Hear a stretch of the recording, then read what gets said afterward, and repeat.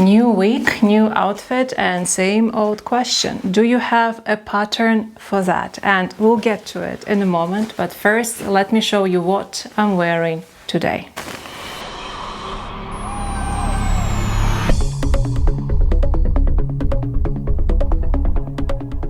As you can see, it's a full black set. I know it could be an unusual choice for some of you for summer, but I adore it. Even though it's black, the fabric is extremely breathable because it's a cotton linen blend. It's my absolute new favorite, and I have an entire mini capsule made with the same fabric. Let's start with the bottoms. These are white-legged culottes with two big pleats in the front, and of course they have nice deep pockets. And I do love white-legged trousers in general. I love how they move around my body, how they're not clinging to it, how they just swoosh over my wider hips and really create beautiful proportions for my pear-shaped body. And I have to say that culottes have become my absolute staple for the wardrobe because I find them even more versatile and more comfortable than white-legged trousers. Especially right now that we live in Porto, there are so many hills and so many steps, and a few times I tripped really badly in long trousers. So this is a fantastic compromise, and I love how easy it is to style them both with sandals or higher boots. And as for the shirt, it actually has an entire video dedicated to this design alone. I stole this design from my student, and you can check the whole story here. It is a very simple design, but I just fell in love with it. And I love this short puffy sleeves as well as these little ties around the waistline. And they could be used for practical purposes. I could make it sit a bit tight around my waist, but actually I just prefer them as a decorative detail, just hanging on the sides. I think it's really cute. And now back to the question, do I have a pattern for all of this? And the answer is yes, but probably not in the way you expect. If you're new here, hi, I'm Lisa Bennett, designer, educator, and co-founder of Arkdefo. We teach women how to work with their individual measurements and design clothes that they would actually love to wear. If you've been working with ready-made patterns, you already know very often you can't even find your measurements on the charts. And the reason for that is very simple. Ready-made patterns are not designed for your individual bodies. They are designed to fit as many size variations as possible. Unfortunately, what happens when you try to fit everyone, you fit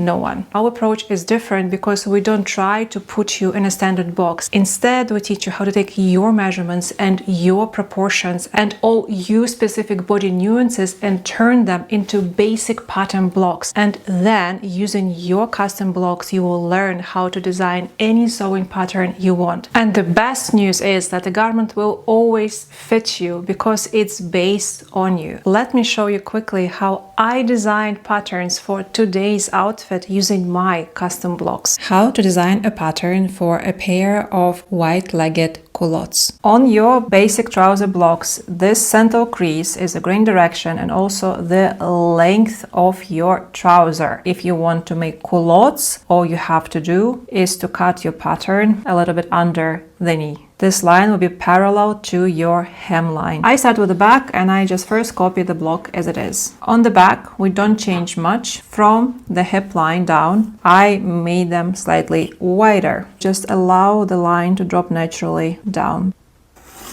And then I don't touch the inner thigh part, only below the knee line, make them slightly wider. So here is a new outline. That's my new inner seam, nothing changed at the crotch. Darts remain.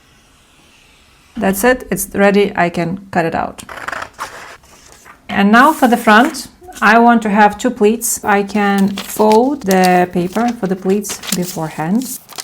You can decide on the size of the pleats you want, up to you. And they don't even have to be next to each other, however you want it to be. And now I align my central crease with one of the pleats and copy my block as usual.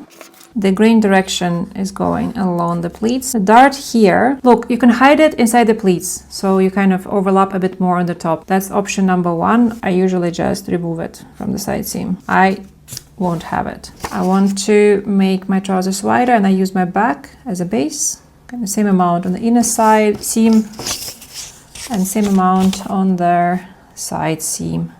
Again, just from the knee down. And here I go to my hip point and just draw it down. And now I'm cutting the whole thing with pleats folded.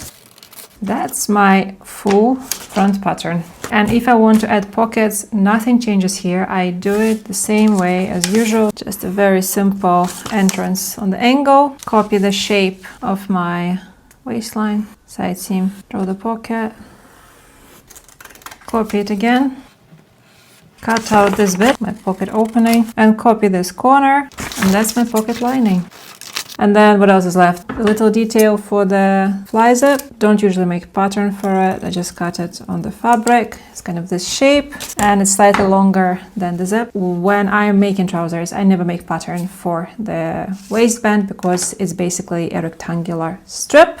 Generally speaking, that's your pattern with double pleats in the front. Done. How to make a pattern for a blouse with puffy sleeves and peplum detail at the bottom. I'll be working with my blocks with 20 centimeters ease, and even though the shirt is a slightly unusual design for me, I tend to wear much more relaxed fit garments, and this one is kind of semi-fitted. I stayed true to myself and made sure that it's not too tight and there is plenty of fabric around my body. I don't like tightly fitted garments, and because I don't like them, I don't wear them. I design my clothes to work for me. And first I just copy front and back exactly as they are. And I'll be adding the button stand. The size of the button stand often depends on the buttons or whatever it is you want it to be. So this is my center front, and I just extend my neckline. And then right away you can also design the facing for the button stand, say something like that. I'm moving the shoulder dart to the side seam. No real reason, because I decided to do it, okay? And this here, and I can cut it out. To move the dart, I cut out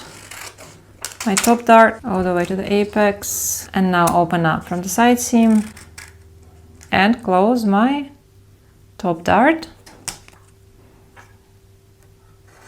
And I'm keeping this dart. This one I need to move a little bit, about 2.5 centimeters back. Again, I'll just use tape here. I move it over here and redraw the legs. That's all. That's my new front pattern. And my little ties I also hid in the dart. I just attach them here from the face side, and then once I stitch the dart from the wrong side, they got stitched inside. And the way I designed my ruffle, I just measured the length of my waistline back and front after darts are closed, so these parts, and after the facing for the button stand is also closed. And I measure it separately for the front and for the back. And all I did here, I divided it into a few kind of pieces and I cut it up, keeping the waistline intact. And now, slight difference. For the back, I just went ahead and spread them like this, yeah, to create a beautiful curve. Cut it out. So this goes to 1/2 of the back. So for the entire back, I'll need 2 of them. My grain direction is here in the middle. For the front, I do the same slashing, but I just make sure that my grain direction stays where it stays. This kind of stays straight, and then I slightly raise these ones. So it's like this, same grain direction, so that the buttons sit on a nice and straight line, and then it can go a little bit whoop to the side. So now this is my pattern. And now to the sleeve. First I copy my block as it is, and right away I can draw a few more lines parallel to the center one. So I'll take my copied sleeve and I cut out all these lines. And now I just spread them evenly on a new piece of paper. I'm adding more volume to my sleeve. The more you spread, the puffier will your sleeve be. And I'll just glue it.